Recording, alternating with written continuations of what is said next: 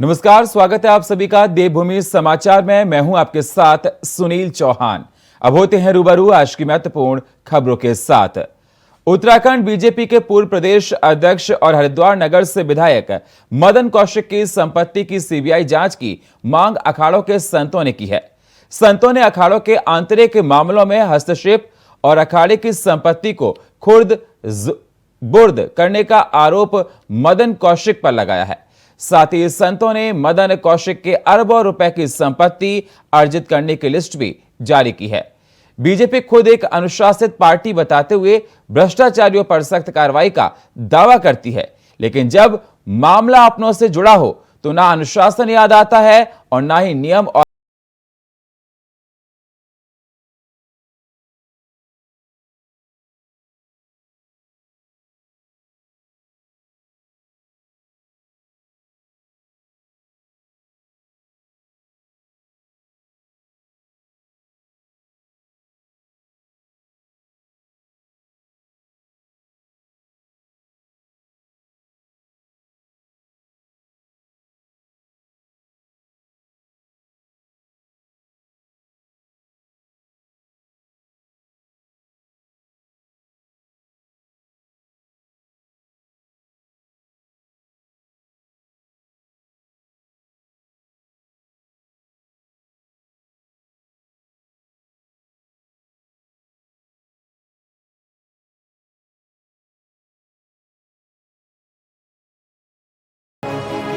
ध्रुवीकरण की राजनीति में माहिर भारतीय जनता पार्टी अब जो है सनातन के प्रतीकों पर ही लगातार हमला कर रही है। चाहे केदारनाथ में आपने देखा होगा कि शंकराचार्य जी को जो है वीआईपी मानने से इनकार कर दिया, उनको कहा कि लाइन में लग करके आप दर्शन कीजिए। अब हरिद्वार में जो है उदासीन अखाड़े के संत मदन कौशिक पर भ्रष्टाचार के खुले आरोप लगा रहे हैं, लेकिन भारतीय जनता पार्टी का नेतृत्व तो आंखें मूंदे बैठा है। उन पर आरोप है कि उदासीन आश्रम की जो जमीनें हैं, जो आश्रम की संपत्तियां हैं, उनको खुर्द बुर्द करने में माफियाओं से मदन कौशिक जी मिले हुए हैं। और राज्य से बाहर भी जो संपत्तियां हैं उदासीन आश्रम की हजारों करोड़ का घपला बताया जा रहा है। और संतों ने जो है जब आश्रम से जुड़े हुए एक कोठारी महंत थे, वो लापता हुए थे, त्रिवेंद्र रावत जी मुख्यमंत्री थे, तब भी सीबीआई जांच की मांग की थी। अब फिर प्रधानमंत्री को पत्र लिख करके संतों ने सीबीआई जांच की मांग की है। भारतीय जनता पार्टी को संतों की मांग मानते हुए तत्काल बड़ा उदासीन आश्रम की संपत्तियों से संबंधित जो भी मामला, उसकी सीबीआई जांच बैठानी चाहिए। किसी ने भी किसी भी प्रकार की चुप्पी नहीं साधी गई है। अगर कोई भी चीजें सामने आएंगी या पारदर्शिता की तरह से निकल कर आएंगी, उस पर जांच होगी और जांच के बाद कोई भी नतीजा निकल कर आएगा तो उस प्रकार से उसका सबको सामने रिजल्ट देखने को मिल जाएगा। ऐसे में सवाल ही क्या, अनुशासन की दुहाई देने वाली बीजेपी क्या आम और खास नेता में फर्क को देखते ही अनुशासन का पालन कराती है? यदि समानता रखी जाती तो भ्रष्टाचार की शिकायत पर तत्काल एक्शन भी होता। Bureau report, India voice, Uttarakhand. Kedarnath मंदिर में सोने की प्लेट चढ़ाने का मुद्दा हाल फिलहाल में तूल पकड़े हुए है। विपक्षी पार्टियां लगातार सरकार और केदारनाथ को लेकर सरकार की नीतियों पर कड़े प्रहार करते हुए नजर आ रही हैं। इसी बीच कांग्रेस की प्रदेश प्रवक्ता गरिमा दसोनी का एक विवादित बयान निकलकर सामने आया है, जिसमें गरिमा दसोनी ने केदार बद्री समिति के अध्यक्ष अजेंद्र अजय पर तंज कसते हुए कहा, उन्हें वॉश डॉग तक बोल डाला, जिसके बाद राजनीतिक गलियारों में खलबली मच गई है।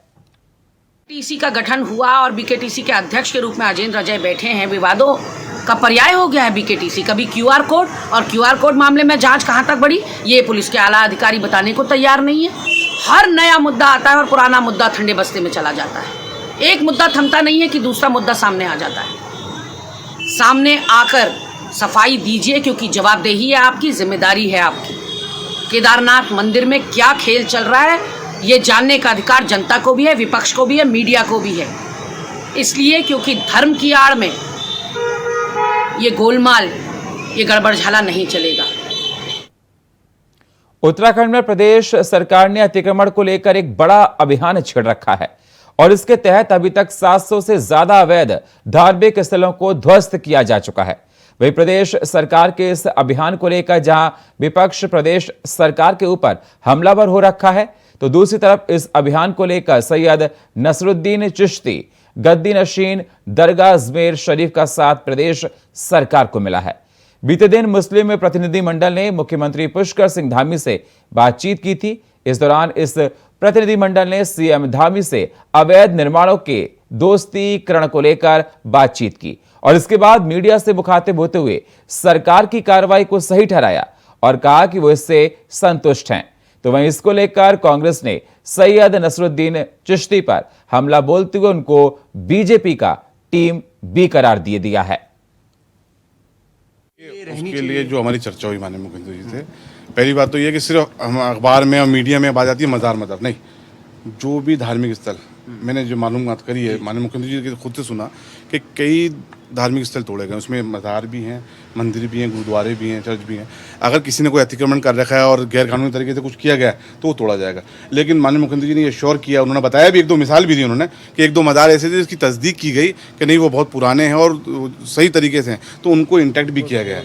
उनको देखिए, मुस्लिम धर्मगुरुओं ने जो अभी बयान दिया है कि माननीय मुख्यमंत्री पुष्कर सिंह धामी जी के द्वारा जो अवैध रूप से बनी हुई अतिक्रमण की हुई जगहों पर मज़ारें बनी हुई हैं, जहां कोई पीर बाबा दफन नहीं है, ऐसी अवैध मज़ारों को गिराए जाना न्याय संगत है। उन्होंने जो कहा है कि सरकार का ये फैसला मान्य है और सरकार ने उनको भरोसा भी दिलाया है कि कहीं भी किसी के साथ कोई अन्याय नहीं किया जाएगा। जो भी अवैध है और जहां कोई प्रमाण नहीं है, ऐसे मज़ारों को गिराया जा रहा है। देखिए, ये तो जानबूझ के मुख्यमंत्री जी को से मिलवाया जा रहा है। ये प्रायोजित कार्यक्रम है भारतीय जनता पार्टी का और भारतीय जनता पार्टी के समर्थक लोग ही वहाँ मिल रहे हैं। पुरोला में क्या हुआ आपके सामने हुआ, किसने ये कार्यक्रम कराया, क्या कार्यक्रम आयोजित हुआ, किस तरीके का बवंडर अंतर्राष्ट्रीय स्तर पर पहुंचा दिया, उत्तराखंड की छवि धूमिल कर दी। तो अब मुख्यमंत्री उस छवि को देख रहे हैं कि मेरी छवि खराब हो रही है, शायद उस छवि को धोने के लिए और अपनी फेस सेविंग करने के लिए मुस्लिम नेताओं से मुलाकात करके। मुख्यमंत्री पुष्कर सिंह धामी ने आज मंगलवार को पुलिस विभाग के नए सरदार पटेल भवन का उद्घाटन किया। साथ ही उन्होंने पुलिस की ईविट ऐप भी लॉन्च की। वहीं पुलिस ट्रेनिंग के नए पाठ्यक्रम का भी सीएम ने विमोचन किया। वहीं आपको बता दें, अब यहीं से चारधाम यात्रा के साथ गढ़वाल रेंज के जिलों की निगरानी सीधी की जाएगी।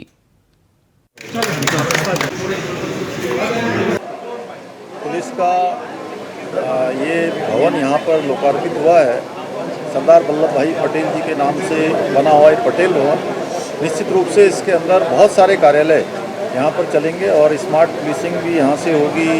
112 भी का भी कार्यालय इसके अंदर होगा और भी अन्य कार्यालय एक स्थान पर होने से जहाँ आपस में एक दूसरे के बीच में कम्युनिकेशन करने में, आने जाने में जो एक समय खराब होता था, वो समय नहीं लगेगा और जल्दी से जल्दी काम होंगे, लोगों को राहत मिलेगी। और हमारा भी यही है कि उत्तराखंड की हमारी पुलिस हर क्षेत्र में अच्छा काम करे, उसको लेकर ये भवन निश्चित रूप से भवन का लोकार्पण किया गया है। ये भवन हमारे लिए बहुत ही उपयोगी है। सबसे पहले शहर के सेंटर में है एकदम, और इसमें रेंज कार्यालय, ट्रैफिक का निदेशालय, ट्रेनिंग का हेडक्वार्टर, एसडीआरएफ का हेडक्वार्टर, फायर सर्विस का हेडक्वार्टर, डायल 112 जो आपात सेवाएं हैं उनका हेडक्वार्टर, ये सब इसमें शामिल रहेगा। हफ्ते में एक दिन मैं भी यहाँ पे आके बैठना शुरू करूँगा, तो ये जो है एक बहुत ही प्रमुख लोकेशन हमारे लिए हो जाएगी। और उत्तराखंड पुलिस का मेरे विचार से सिंगल जो है सबसे बड़ा भवन है, तो ये आज माननीय मुख्यमंत्री जी के द्वारा लोकार्पण।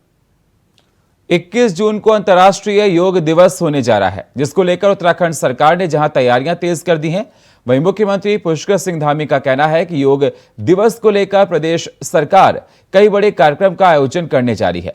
प्रदेश वासियों से अपील है कि कार्यक्रम में शामिल हों। उनका कहना है कि योग करने से शारीरिक तौर पर स्वस्थ रहते हैं, वहीं मानसिक शांति मिलती है। ऐसे में सभी को योग करना चाहिए और अंतर्राष्ट्रीय योग दिवस के मौके पर प्रदेश सरकार कई कार्यक्रम को आयोजित करने जा रही है। हमारे आदरणीय प्रधानमंत्री जी का अभिनंदन करना चाहता हूं कि उनके प्रधानमंत्री बनने के बाद विश्व योग दिवस मना रहा है। उनके अनुरोध पर 21 जून को विश्व योग दिवस घोषित किया गया है और उस क्रम में पूरे उत्तराखंड के अंदर हर घर में योग हो, हर कार्यालय में योग हो, हर संस्थान इस योग के कार्यक्रम में जुड़े और योग करके स्वयं को निरोगी बनाने का काम करें। और उत्तराखंड के अंदर हमारा जगह जगह पर जितने भी हमारे प्रमुख धार्मिक स्थल हैं, प्रमुख हमारे ऐसे स्थल हैं जहाँ पर धर्म, अध्यात्म और संस्कृति के क्षेत्र में काम होता है, सभी में हम योग को योग दिवस के रूप में मना रहे हैं और अलग अलग स्थानों पर जाकर एक भव्य कार्यक्रम देकर योग। मैक्स सुपर स्पेशलिटी अस्पताल देहरादून में कैंसर के मरीजों के लिए रेडिएशन ओपीडी प्रारंभ की गई। इसका उद्देश्य ऐसे मरीजों को केयर और बेहतर परिणाम देना है जो ओपीडी के जरिए ब्रेस्ट, फेफड़े, लीवर, सिर, गर्दन, यूरोलॉजी और पैंक्रियास कैंसर का इलाज उपलब्ध कराना है। आपको बता दें, ये ओपीडी मैक्स अस्पताल देहरादून की हेल्थ सेवाओं को और मजबूत करेगी और शहर के मरीजों को उनके घर पर ही वर्ल्ड क्लास ट्रीटमेंट मिलेगा। मरीज जो हमारे पास आते हैं उनकी ऑपरेशन सबसे कॉम्प्लेक्स ऑपरेशन है, कोई भी। तो आपको बता दें, ये रेडिएशन थेरेपी जो कि बहुत ही एडवांस थेरेपी मानी जाती है, ये मैक्स देहरादून में शुरू हो चुकी है और डॉक्टर्स का कहना है कि इस टेक्निक से, इस टेक्नोलॉजी से जो अभी आई है मैक्स में, उससे जो उत्तराखंड के मरीज हैं उनको काफ़ी आराम मिलेगा, घर में ही ट्रीटमेंट मिल जाएगा। और ये बताया जा रहा है कि जो ऐसे बहुत से कैंसर्स होते हैं, चाहे वो यूरोलॉजी का हो, पैंक्रेटिक कैंसर हो, चाहे वो ब्रेस्ट कैंसर हो, तमाम ऐसे ट्रीटमेंट्स होते हैं जो प्रोटोन थेरेपी से देने पड़ते हैं। अब वो आसान हो जाएगा और जिनका इम्यून सिस्टम पुअर है, ठीक नहीं है, जो कीमोथेरेपी नहीं ले सकते हैं, ट्रीटमेंट नहीं करा सकते हैं, उनके लिए ये प्रोटोन थेरेपी, रेडिएशन थेरेपी बहुत ही अच्छी रहेगी, ठीक रहेगी इलाज करने में।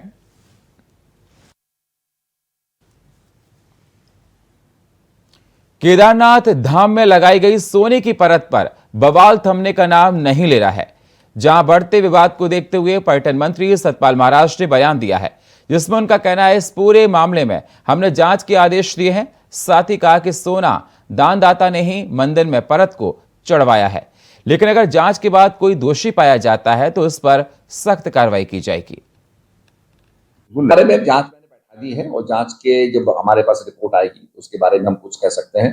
पर इतना ही मैं कहूंगा कि जिस दानदाता ने जो सोना दिया है उसी ने लगाया है, तो इसमें कोई ऐसी चीज नहीं है। पर मैं कुछ कहना नहीं चाहूंगा क्योंकि जांच बैठ चुकी है और उस जांच के बाद हम कह चुके। कैबिनेट मंत्री सौरभ बहुगुणा ने अपने आवास पर प्रेस कॉन्फ्रेंस का आयोजन किया, जिसमें मोदी सरकार के 9 साल के कार्यों के बारे में बताया गया। साथ ही केंद्र की तरफ से चलाई जा रही जन कल्याणकारी योजनाओं के बारे में विस्तार से जानकारियां दी गई। वहीं कैबिनेट मंत्री ने कहा कि प्रधानमंत्री नरेंद्र मोदी की तरफ से गरीब जनता के लिए अनेक कल्याणकारी योजनाएं चलाई जा रही हैं, जो धरातल पर काम कर रही हैं। एक हमारी कोशिश है कि प्रेस के माध्यम से अपनी जो 9 साल की माननीय मोदी जी की उपलब्धियां हैं, जो 9 साल का उनका कार्यकाल रहा है, सेवा का, सुशासन का और गरीब कल्याण का, उसके बारे में लोगों को अवगत कराया जाए। किस तरीके से माननीय मोदी जी ने 9 वर्षों में सुशासन का एक पूरा कार्यकाल चलाया है, किस तरीके से गरीब कल्याण के लिए उन्होंने काम किया है, किस तरीके से भारत को आत्मनिर्भर बनाने में, किस तरीके से भारत को सशक्त बनाने में और पूरे विश्व में भारत की एक अलग से छवि बन के जो 9 वर्षों में आई है। चक्राता विधायक प्रीतम सिंह की मां मंगलवार को पंचतत्व में विलीन हो गई। आपको बता दें, प्रीतम सिंह की मां का निधन 92 साल की उम्र में सोमवार को हुआ था, जिसका मंगलवार को हरिद्वार के खड़खड़ी शमशान घाट में पूरे विधि विधान के साथ उनका अंतिम संस्कार किया गया। इस दौरान कांग्रेस और बीजेपी के भी कई बड़े नेता मौजूद रहे, जिसमें पूर्व सीएम हरीश रावत, करण माहरा, हरिद्वार शहर विधायक मदन कौशिक, नेता प्रतिपक्ष यशपाल आर्य समेत कई दिग्गज नेता उनके अंतिम संस्कार में मौजूद रहे। निश्चित ही एक युग का अंत कहूँगा मैं, क्योंकि गुलाब सिंह जी एक ऐसी शख्सियत थे जो निर्दलीय भी विधायक रहते थे और नेहरू जी ने उनको कांग्रेस ज्वाइन कराया और ये जो चक्राता को एक विशेष दर्जा मिला, इसमें श्री गुलाब सिंह जी का बहुत बड़ा योगदान रहा। और उनकी धर्मपत्नी हैं और बहुत योग्य थी और उन्होंने अपने बच्चों को भी उसी तरीके से, जिस तरीके के संस्कार गुलाब सिंह जी के थे, वही संस्कार अपने बच्चों को दिए। आज उनका देहावसान हुआ है और पूरी कांग्रेस और मैं तो कहूँगा कि पूरा इलाका उससे शोक संतप्त है और हम सब लोग श्रद्धांजलि देने के लिए उनको यहाँ उपस्थित। दुखद क्षण है और हर बेटे को एक दिन ये कर्तव्य निभाना होता है और प्रीतम सिंह उनके भाइयों ने भी आज ये कर्तव्य निभाया है। और वो हमारे केवल चक्रोता क्षेत्र नहीं बल्कि पूरे देहरादून क्षेत्र जहाँ भी गुलाब सिंह जी सक्रिय रहे तो उस इतिहास का भाग थी और उसके साथ अपना भरपूर जीवन जी करके गई हैं। और माँ कभी जाती नहीं है, माँ हमेशा रहती है। तो उनका आशीर्वाद उनके बेटों के साथ प्रीतम सिंह और उनके भाइयों के साथ। प्रीतम सिंह जी हमारे वरिष्ठ नेता हैं। उनकी पूज्य माता जी का कल निधन हुआ है, स्वर्गवास हुआ है और उस परिवार के लिए तो यह अपूरणीय क्षति है। हम सब उनकी आत्मा की शांति के लिए ईश्वर से प्रार्थना करते हैं और परिवार को यह दुख सहन करने की शक्ति दे, ये कामना करते हैं। उन्होंने इस परिवार को बनाया है, आज वो हमारे बीच में नहीं है, लेकिन उन्होंने पूरे राजनीतिक उतार चढ़ाव भरी जिंदगी जी है और आज कांग्रेस परिवार को उनके निधन से बहुत। बीजेपी के लगातार बढ़ रहे कुंभ को लेकर कांग्रेस नेता भी घबराए हुए दिखाई दे रहे हैं। जहां एक के बाद एक हरिद्वार लोकसभा क्षेत्र से बीजेपी में कार्यकर्ताओं की ज्वाइनिंग हो रही है, जिससे एक बार फिर कांग्रेस के नेताओं को सोचने पर मजबूर कर दिया है। आपको बता दें, आने वाले लोकसभा चुनाव पर कांग्रेस के प्रदेश प्रवक्ता शीशपाल विष्ट ने कहा कि कांग्रेस चुनाव के लिए पूरी तरीके से तैयार है। तो वहीं पार्टी नेताओं के संपर्क में लगातार अन्य दलों के नेता भी आ रहे हैं, जिससे पार्टी को जल्दी बड़ी मजबूती मिलेगी। बयानबाजी के लिए अब मशहूर हो रहे हैं। अपने को सबसे बड़ी दुनिया की पार्टी कहने वाली भारतीय जनता पार्टी, अपने आप सबसे मजबूत संगठन बताने वाली भारतीय जनता पार्टी हर छोटे बड़े चुनाव के लिए ताकती है कांग्रेस पार्टी के कार्यकर्ताओं की ओर। दल बदल की राजनीति के भरोसे भाजपा अपनी वैतरणी हमेशा पार लगाने की कोशिश करती है। और तो और छोड़िए, उत्तराखंड की अगर मैं बात करूं, यहाँ तो मंत्रिमंडल चलाने के लिए भी कांग्रेस के दल बदलों के भरोसे सरकार चला रही है। तो ऐसी पार्टी पर आप क्या कह सकते हैं कि वो कितनी लाचार पार्टी है, कितने संगठन से कितनी कमजोर पार्टी है। उनके पास कार्यकर्ता नहीं है, नेता नहीं है और दल बदल के भरोसे वो अपनी वैतरणी उत्तराखंड में पार लगाना चाहते हैं। सितारगंज विधायक और कैबिनेट मंत्री सौरभ बहुगुणा ने सितारगंज रोडवेज बस अड्डे का औचक निरीक्षण किया। साथ ही निरीक्षण के दौरान रोडवेज बस अड्डे पर मौजूद यात्रियों से उनकी समस्याओं को सुना। वहीं कैबिनेट मंत्री सौरभ बहुगुणा बताया कि लोगों की शिकायतें मिल रही थी कि रोडवेज बस अड्डे पर बसें का आवागमन नहीं हो पा रहा है। कुछ दिन पहले ही विधानसभा आगमन पर रोडवेज बस अड्डे का निरीक्षण किया गया था, जिसमें काफी निराशाजनक रोडवेज बसों का आवागमन हुआ था। साथ ही कहा कि काफी खुशी का विषय है, मेरे द्वारा आज रोडवेज बस अड्डे का औचक निरीक्षण किया गया, जिसमें लगभग 190 बसों का रोडवेज बस अड्डे पर आवागमन हुआ है। कोशिश है हमारी। पिछली बार भी जब मैं आया था विधानसभा में तो मैंने एक कोशिश करी थी कि हमेशा मैं अपने विधानसभा के जो प्रमुख स्थान है जहां से जनता को लाभ मिलने की संभावनाएं होती हैं, चाहे वो हमारा बस स्टेशन हो, चाहे वो अस्पताल हो, मैं उनका निरीक्षण ज़रूर करता हूं। वहां पे क्या कमियां हैं, क्या सुधार और करने हैं, उसके ऊपर चर्चा होती है। और पिछली बार जब मैं यहाँ पर आया था तो एक बहुत बड़ी शिकायत थी कि बसें अंदर नहीं आ रही हैं और यहाँ पर बहुत बसों का जो आवागमन है कम हो गया था। और इस बार मैं आया हूँ तो आज अच्छा लगा कि लगभग 180 से 190 बसें बस स्टेशन के अंदर आ रही हैं। पिछली बार एक शिकायत थी कि रात में बसें अंदर नहीं आ रही हैं। आज मैंने रजिस्टर भी चेक किया है तो कल 3:30 बजे रात तक की बसें अंदर। और फिलहाल देवभूमि समाचार में इतना ही। बाकी खबरों के लिए आप बने रहिए इंडिया वॉइस के साथ। तब तक के लिए नमस्कार।